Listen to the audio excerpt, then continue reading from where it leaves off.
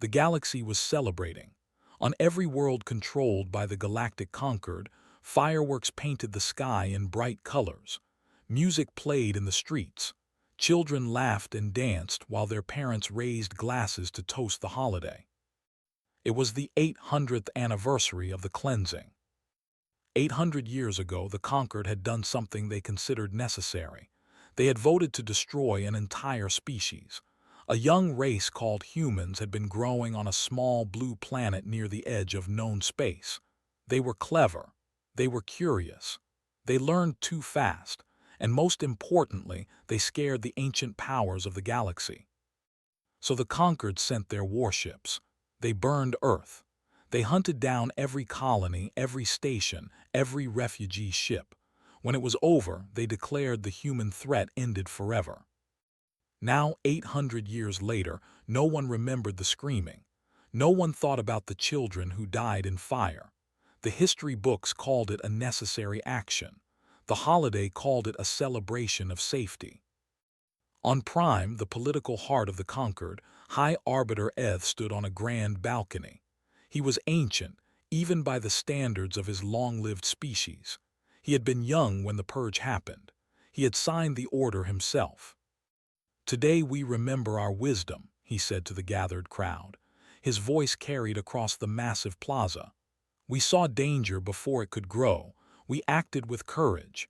And because of that choice, our galaxy has known peace." The crowd cheered. They believed every word. Far away from the celebration, in the cold darkness between galaxies, something stirred. Admiral Park stood on the bridge of the dreadnought Remembrance. She was 63 years old, with gray hair cut short and eyes that had seen too much. Behind her, through the massive viewport, she could see the hidden fleet. Thousands of ships hung in the void, their running lights dimmed, their cloaking fields active. This was what remained of humanity, not dead, not extinct, just waiting.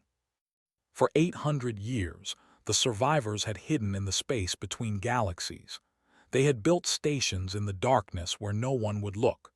They had developed technology that the Conquered could not imagine. They had grown from a few thousand refugees to a civilization of billions. And they had never forgotten. Lieutenant Ho approached the Admiral with a data pad in his hands. He was young, only 28, born on a station that had never known sunlight. Like all humans of his generation, he had grown up with stories of Earth. He had memorized the names of cities he would never see. He had learned to hate an enemy he had never met. "Admiral," he said, "the Council has finished voting." Did not turn from the viewport, and the vote passed, unanimous decision. Ho paused. "We are authorized to." For a long moment, said nothing. She thought about her grandmother, who had been a child during the purge. She thought about the videos she had watched 1,000 times, videos of Earth burning, of people running, of conquered warships firing on ships filled with families trying to escape. "Why now?" Ho asked quietly. "We have been ready for centuries. Why did the Council choose this moment?" Finally turned to face him. Her expression was hard as stone. "Because they are going to do it again." She walked to the main display and activated it. A hologram appeared showing a small world on the edge of conquered space. It was green and blue, covered in oceans and forests, and on its surface lived a young species that had just discovered fire. "The Conquered Senate met yesterday," said. "They voted on what to do about this species. They decided the same thing they decided about us." She looked at Ho with cold eyes. "They scheduled a purge." Ho felt his stomach turn. They would kill an entire species, again. They never stopped believing they were right the first time. Why would they hesitate? The door to the bridge opened. An ambassador walked in. She was older than the Admiral, with white hair and gentle features that hid a sharp mind. She had spent her entire life preparing for this moment. "The Council's message has been sent to all stations," said. "Our people know what is happening. They know what we are about to do." "And their response?" asked. "They are ready," moved to stand beside the Admiral. 800 years of waiting, 800 years of preparing. They are ready to show the galaxy that humanity survived. Nodded slowly, she had expected nothing less. In the engineering section of the Remembrance, Chief Engineer 1 was running final checks on the cloaking systems. He was a large man with rough hands and a quiet voice. He had built these systems himself, improving on designs that were already centuries old. "Beginning sequence," he said into his communicator. "All ships report ready." Across the hidden fleet, engineers repeated his actions. 10,000 vessels prepared to reveal themselves. It was the largest coordinated operation in human history. On the bridge, Admiral Park watched the countdown on her display. 10 seconds, then 5, then 0. She said. The order went out across all frequencies. In perfect unison, 10,000 cloaking fields deactivated. Ships that had been invisible for centuries suddenly appeared on every sensor in range. And then the fleet began to move. Far away on Prime, the celebration suddenly stopped. Alarms began to scream. Sensors that had never detected anything unusual were now showing impossible readings. High Arbiter Eth was pulled away from his celebration by frantic aides. They showed him the data. He did not understand at first. Then he looked closer at the ship signatures, at the design patterns, at the energy readings. His blood turned cold. "That is impossible," he whispered. "We destroyed them, we made sure." But the sensors did not lie. The impossible was happening. The ghosts were returning. On the Remembrance, Admiral Park sat in her command chair and watched the stars slide past. Behind her, the entire human fleet followed in perfect formation. They moved toward conquered space with a purpose that had been building for 8 centuries. She opened a communication channel that would reach every human in the fleet. "Today we stop hiding," she said. "Today we remind the galaxy what they did. And today we make them understand that humanity does not die so easily." She paused. "To your stations. We have work to do." Ho stood at his tactical console, his heart pounding. He thought about his parents, his grandparents, all the generations that had waited for this day. He thought about Earth, the home he had never known. "For Earth," he whispered to himself, "for everyone we lost." The fleet flew on through the darkness, carrying the weight of 800 years of memory. The galaxy had thought itself safe. The galaxy had thought the human problem was solved. The galaxy was about to learn how wrong it had been. Prime was in chaos. The celebration had become a nightmare.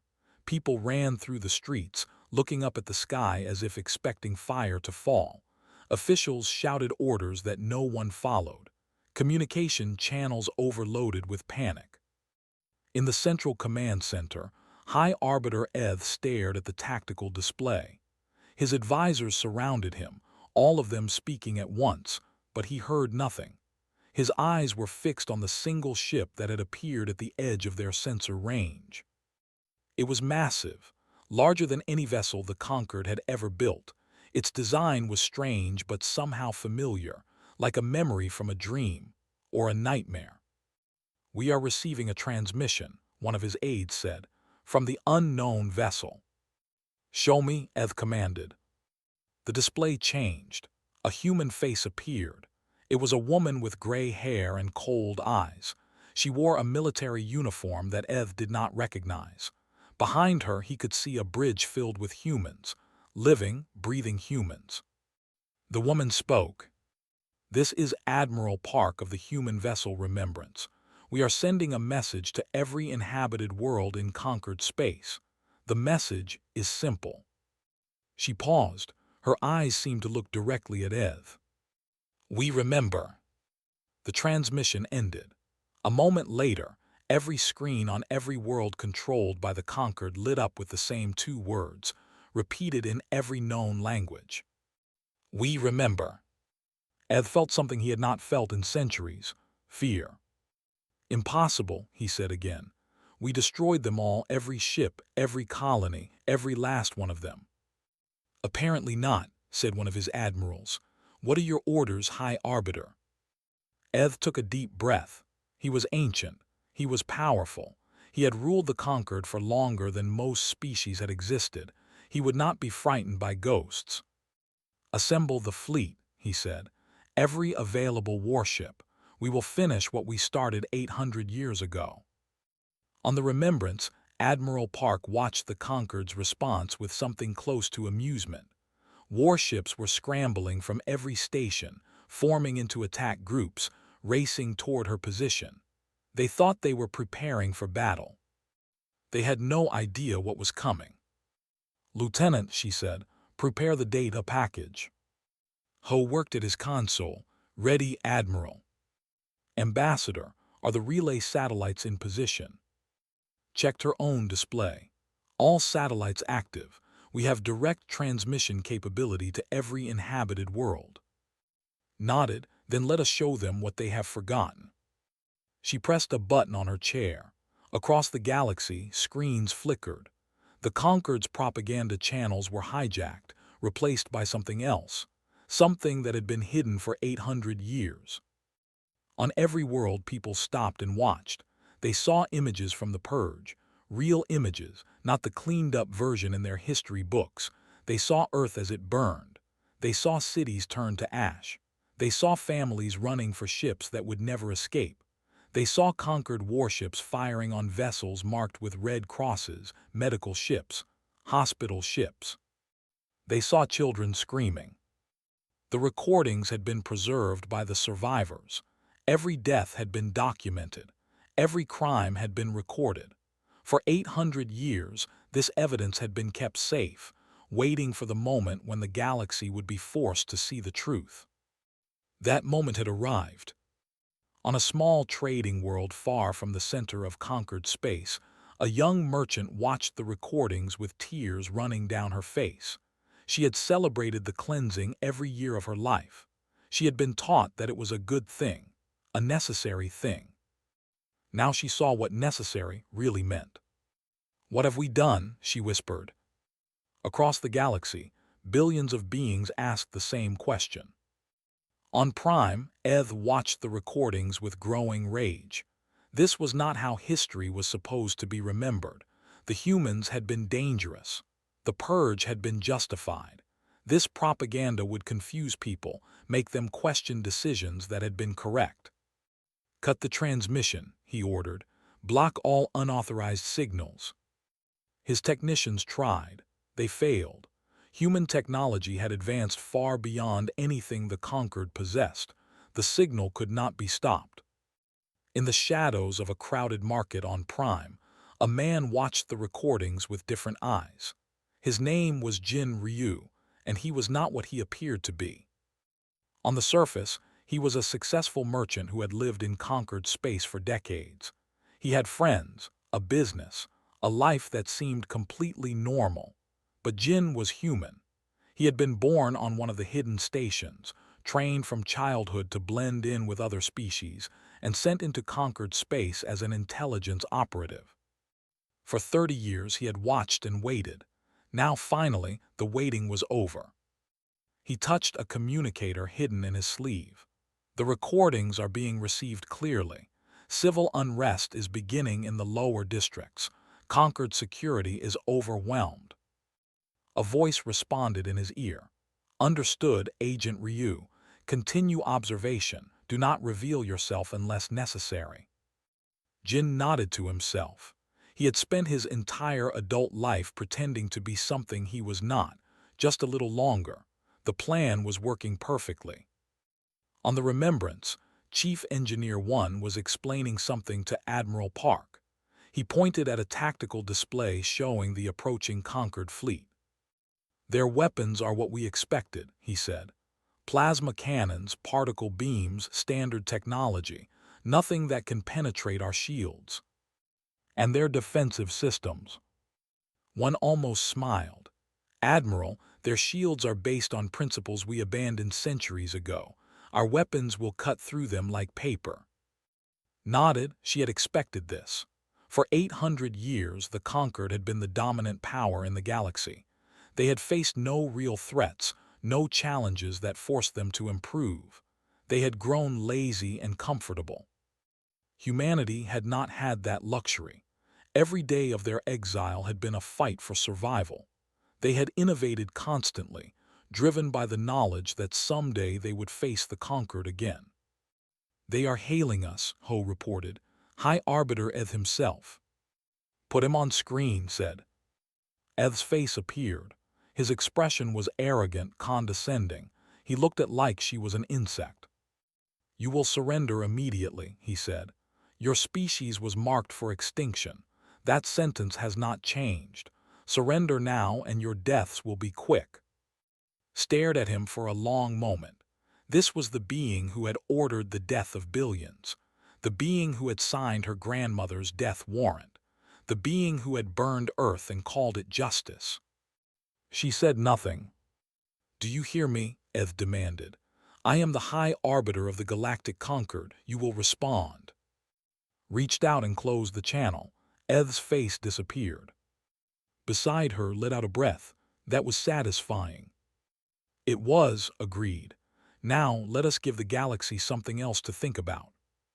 She opened a channel to the entire fleet, all ships. In the space around the Remembrance, cloaking fields fell away. The conquered sensors went wild as ship after ship appeared from nowhere. 10,000 vessels, ranging from fighters to massive dreadnoughts, filled the space between the human fleet and the approaching enemy. On Prime, Eth watched his display with growing horror. The single ship had become an armada. The Ghost had become an army.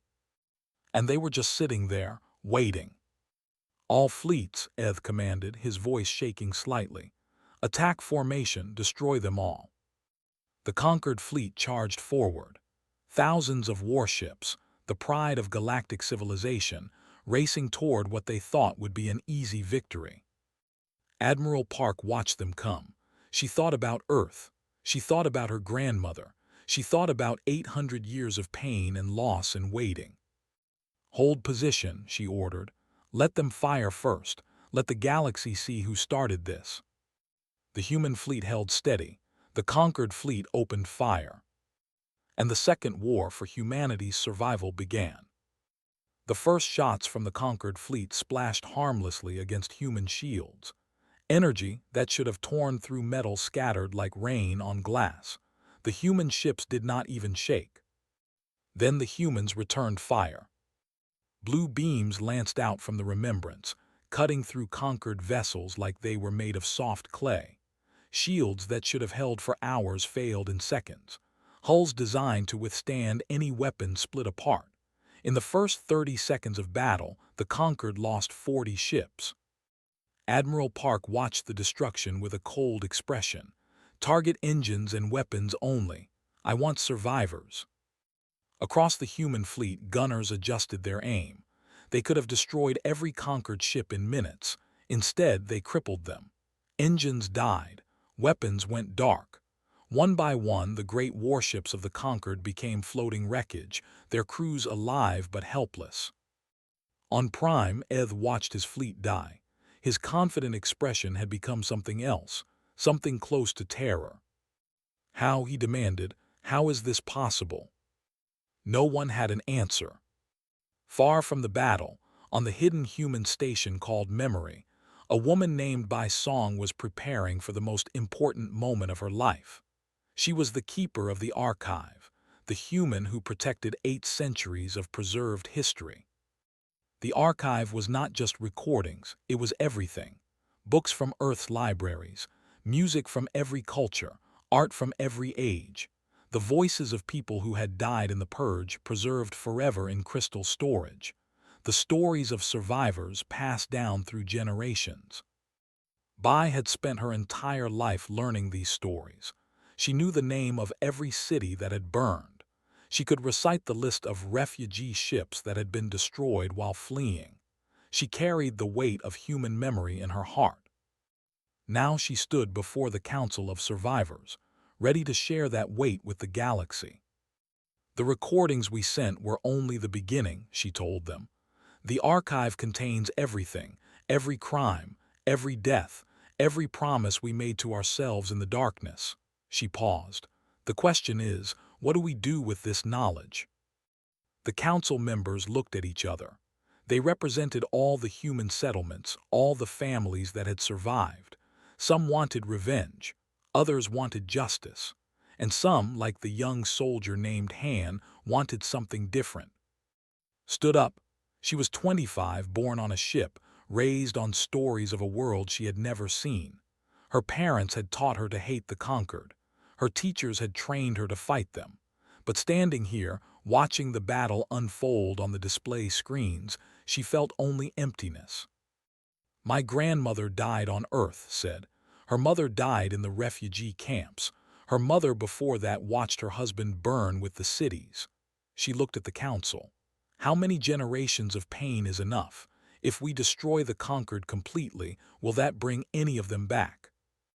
An older council member slammed his fist on the table. They tried to kill us all. They would have succeeded if our ancestors had not been clever and lucky. And now you want to show mercy. I want to understand what we are fighting for, replied. Are we fighting to survive, to prove we are strong, or are we fighting because we have forgotten how to do anything else? The debate continued, but far away, another human was facing a more immediate choice. Captain One Moon stood on the bridge of the scout vessel Silent Witness. His ship was small and fast, designed for observation rather than combat. For the past month, he had been watching the young species that the conquered had marked for purging. They called themselves They were simple beings, barely past the point of discovering fire. They had no cities, no technology, no weapons. They knew nothing of the galaxy around them. They did not know that powerful beings had decided they were too dangerous to live.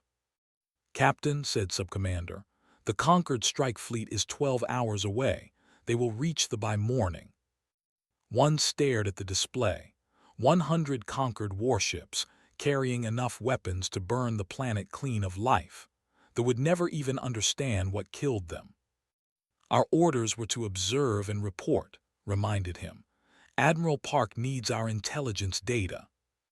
I know what our orders were. One thought about the stories he had grown up with. The purge, the burning of Earth, the desperate escape of the survivors. His own great-grandmother had been a child on one of the last ships to leave Sol. She had watched through a window as everything she knew was destroyed. Now, 800 years later, it was happening again. Different species, different world, same choice. They did nothing wrong, one said quietly. They never hurt anyone, they never threatened anyone, they just existed. Like we did, said. Like we did. One looked at his crew. They were all young, all born in exile, all raised on the same stories. He could see in their eyes that they knew what he was thinking. If we intervene, we may die, he said. Our ship is designed for stealth, not combat. We cannot defeat 100 warships. But we can delay them, said the weapons officer, a woman named So-Young Lee.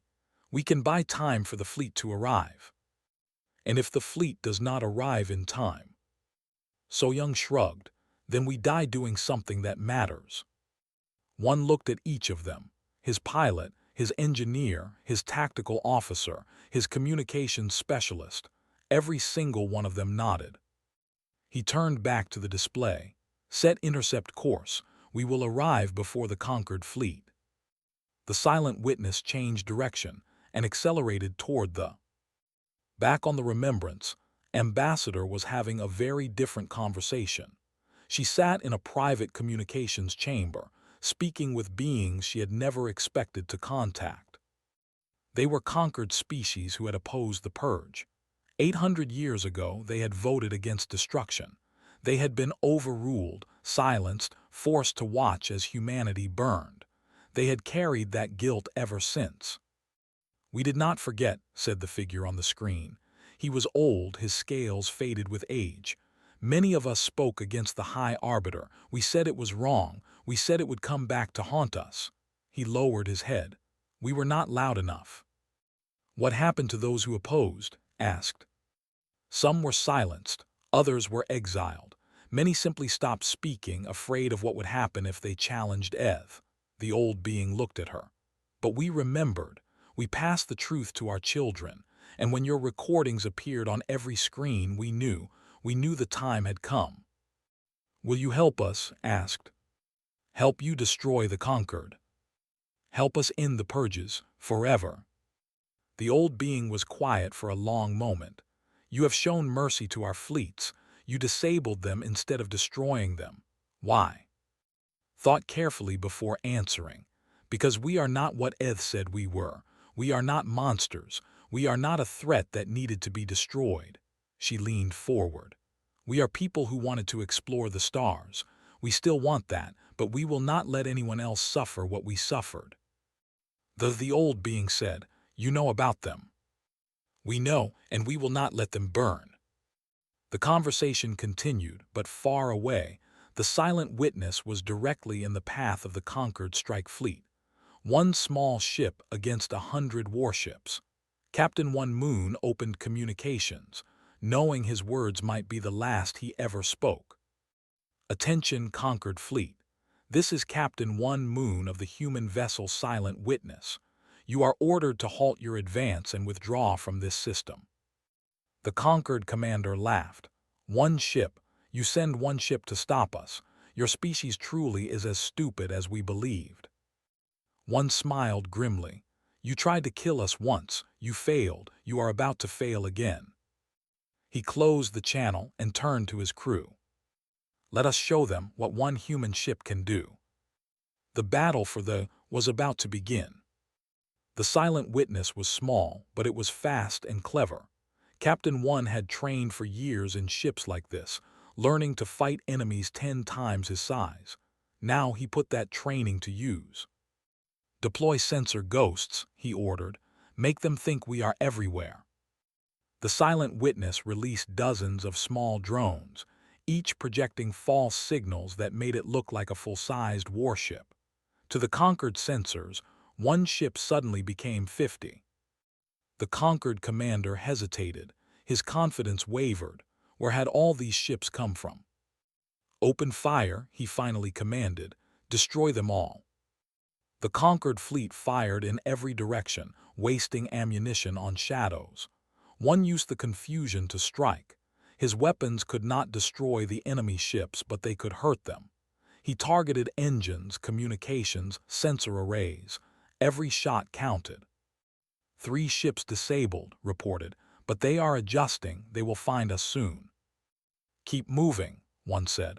Every minute we delay them is a minute the fleet has to reach us. On the Remembrance, Admiral Park received the report of the silent witness's action. Her expression did not change, but something shifted in her eyes. Brave, she said quietly. Foolish but brave. Shall we send reinforcements? Asked Ho.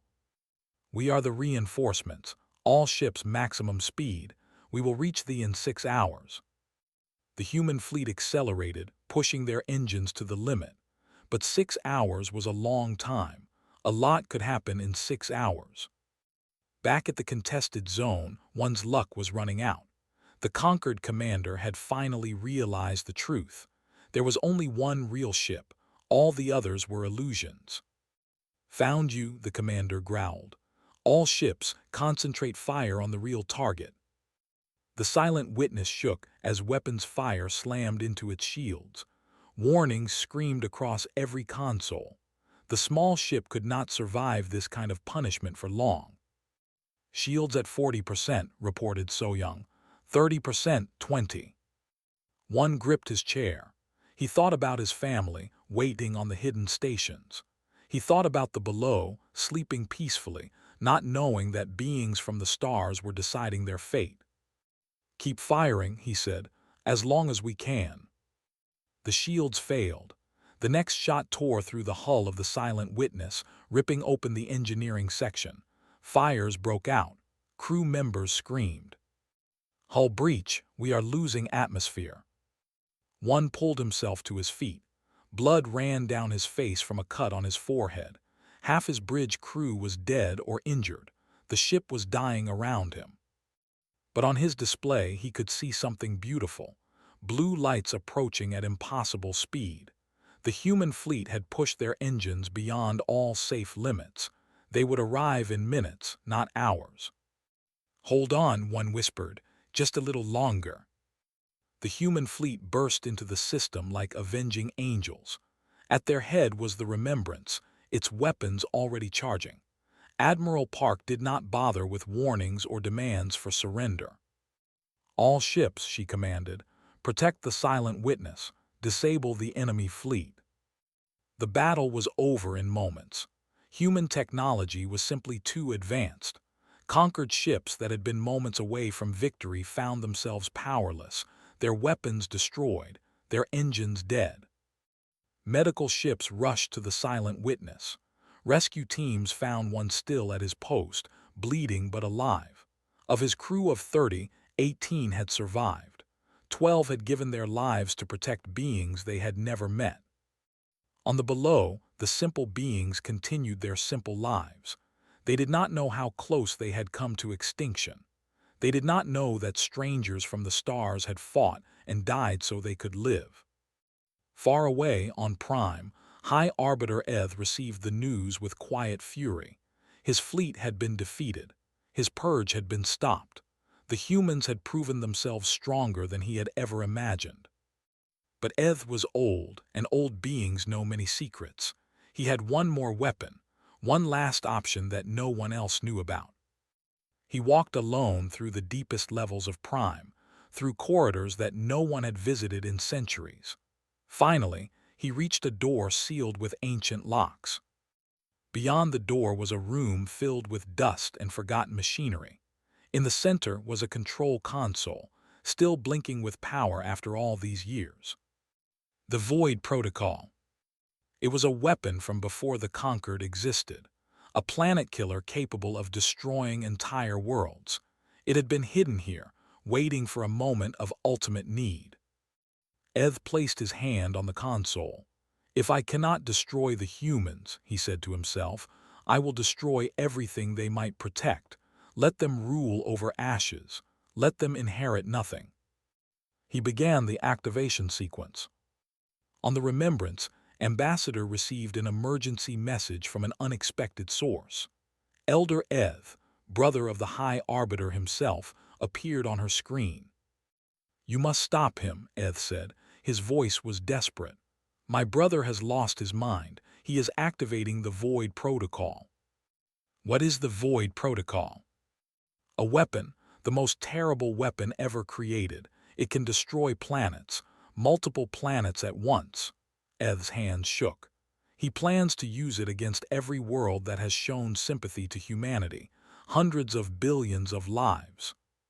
Felt ice in her veins. "Why are you telling me this?"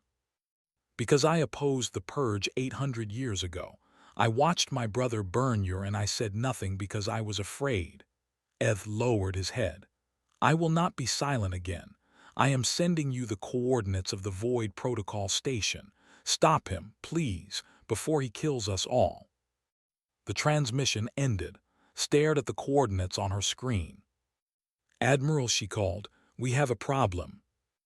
On the medical bay of a rescue ship, one was being treated for his injuries when a young soldier entered. It was Mi Shin, the weapons specialist he had trained with years ago. "I heard what you did," she said. "You risked everything for a species that does not even know we exist." One managed a weak smile. It was the right thing to do. Mi sat down beside him. "My grandmother died in the purge. Sometimes I dream about burning conquered worlds the way they burned ours." She looked at him. "But then I think about what you did today, and I wonder if there is a better way." "There has to be," one said. "Or else what are we fighting for?" On the bridge of the Remembrance, Admiral Park was studying the coordinates Eth had provided. The Void Protocol station was hidden in a remote system, heavily defended by automated weapons and traps. "It is a fortress," one said after analyzing the data. "Taking it will cost many lives." "How many lives will it cost if we do not take it?" Park asked. No one had an answer. The Admiral turned to Ho. "Begin planning the assault. We move as soon as possible." Ho nodded, his face pale. He knew what this meant. Many of them would not survive, but some battles had to be fought regardless of the cost. High Arbiter Eth stood in the control room of the Void Protocol station, watching the weapon charge. Soon it would be ready. Soon he would teach the humans the true meaning of extinction. "You think you have won," he said to the empty room. "You think your survival proves you were worthy, but survival means nothing if I take away everything worth surviving for." He smiled, and it was the smile of a being who had stopped caring about anything except hate. "Let us see how merciful you are when there is nothing left to protect." The countdown continued. The weapon charged, and humanity's greatest test was about to begin. Admiral Park stood before her entire fleet and gave the order she had never wanted to give. "Full all vessels." Across the galaxy, cloaking fields fell away. The hidden civilization of humanity revealed itself completely for the first time in 800 years. 12,000 warships, countless stations, a population of billions that had grown in secret while the galaxy believed them dead. The conquered sensors lit up with impossible readings. On every inhabited world, beings watched in shock as ship after ship appeared from nowhere. The extinct species had not just survived. They had grown into something the galaxy could not ignore. "Let them see," Park said quietly. "Let them understand what we have become." Ambassador was already broadcasting on every available channel. Her voice reached trillions of beings across thousands of worlds. "People of the conquered, your leaders have lied to you. They told you humanity was destroyed. They told you it was necessary. They told you it was right." She paused. "We survived. We grew. And now your leaders plan to use a weapon that will destroy hundreds of your own worlds rather than admit they were wrong." On world after world, populations turned against their governments. Fleets refused orders. Commanders surrendered their ships. The ancient conquered, built on lies and fear, began to crack. But the Void Protocol continued to charge. "How long until the weapon is ready?" Park asked. One checked his calculations. 6 hours, maybe less. "And how long until we reach the station?" 4 hours at maximum speed. Park nodded. 4 hours to travel. Less than 2 hours to take the station. It would be close. Too close. "Commander," she said, "your assault team is ready." Ho stepped forward. He had been promoted after the first battle, given command of the elite strike force. Now he would lead them into the most dangerous mission of the war. "We are ready, Admiral. You understand the risks." Ho thought about his family, his friends, everyone he loved. He thought about the billions of lives that depended on their success. "I understand." "Then go and come back alive." The assault ships launched from the Remembrance, racing ahead of the main fleet. Ho stood at the front of the lead vessel, watching the stars blur past. Behind him were 200 of the best soldiers humanity had, all volunteers, all knowing they might not survive. "Listen carefully," he told them. "The station has automated defenses, enemy soldiers, and traps everywhere. Our job is simple. Get inside, plant the explosives, get out. We cannot fail." A young soldier named Junho raised his hand.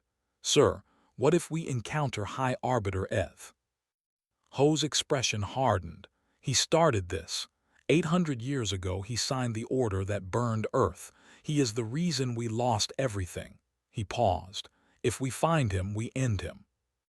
The assault ships reached the Void Protocol station ahead of schedule. The automated defenses were as deadly as expected. The first wave of attackers was cut down before they even reached the outer hull. "Fall back," Ho ordered. "Find another approach." They circled the station, searching for weaknesses. Finally, So-Young found one, a maintenance hatch on the station's underside, barely protected. "It is small," she said. "We will have to go in 10 at a time." "Then we go in 10 at a time," Ho said. The breach was violent and bloody. Enemy soldiers were waiting inside, alerted by the first attack. Fighting erupted in the narrow corridors. Humans fell. Enemies fell. The station's floor turned red with blood. Ho led from the front, his weapon firing without pause. He watched friends die beside him. He watched enemies fall before him. He felt nothing except the cold certainty that this had to be done. "Keep moving," he shouted. "We do not stop until the charges are planted." They fought through level after level, losing soldiers at every turn. By the time they reached the central core, only 40 of the original 200 remained. The control room was massive, filled with ancient machinery that hummed with terrible power. In the center, standing before the main console, was High Arbiter Eth. He turned to face them.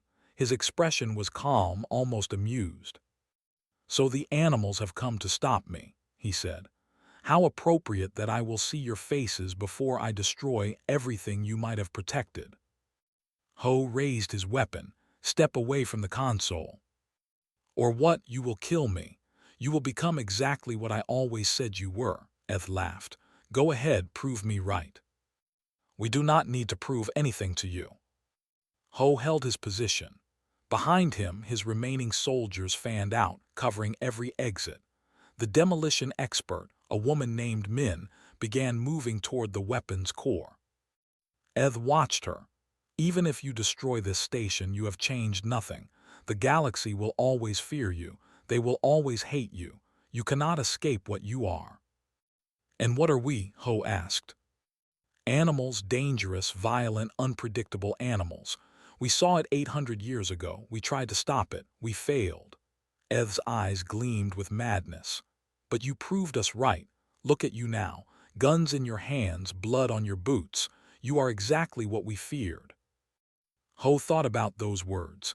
He thought about the war, the killing, the generations of hatred. He thought about his question at the council. Was this all humanity could be? "You are wrong," he said finally. "We came here with guns because you gave us no choice, but we did not burn your worlds. We did not kill your children. We disabled your fleets instead of destroying them. We saved species you tried to murder." He stepped closer to Eth. "Animals do not build ships that cross galaxies. Animals do not wait 800 years for the right moment. Animals do not show mercy to their enemies." Min called out, "Charges are planted, we need to go." Ho kept his eyes on Eth. "You wanted us to become monsters. You wanted to be proven right, but that was your mistake." "My mistake?" "You forgot that we were human." Ho lowered his weapon. "We choose what we become, we always have, and we choose to be better than you." Eth stared at him. For the first time, something like doubt appeared in his ancient eyes. "You are making a mistake," he said. "If you spare me, I will rebuild. I will come for you again." "Maybe," Ho admitted. "But killing you when you cannot fight back would make us what you claim we are, and I refuse to let you be right about us." He turned to his soldiers. "Take him prisoner, we are leaving." They dragged Eth from the control room as the charges counted down. The escape was desperate, running through corridors filled with flames and collapsing walls. They reached the docking bay just as the first explosions ripped through the station's core. The assault ships launched moments before the entire station tore itself apart. The Void Protocol died in fire, its terrible power destroyed forever. On the Remembrance, Admiral Park watched the station explode. She closed her eyes for a moment, feeling the weight of 800 years lift slightly from her shoulders. "Commander is reporting in," Ho's voice came through the communicators. "Mission successful, weapon destroyed. Casualties." A pause, 160 dead, 40 survivors. Park felt the loss like a physical pain. 160 humans who had given everything. 160 families who would receive terrible news. "Their names will be remembered," she said, "forever." Across the galaxy the news spread. The weapon was gone, Eth was captured, the threat was over. On world after world, beings who had been taught to fear humanity began to wonder if they had been wrong. They had seen humans show mercy. They had seen humans die to protect strangers. They had seen something that did not match the stories they had been told. Maybe, just maybe, the galaxy had made a terrible mistake 800 years ago. And maybe it was not too late to make things right.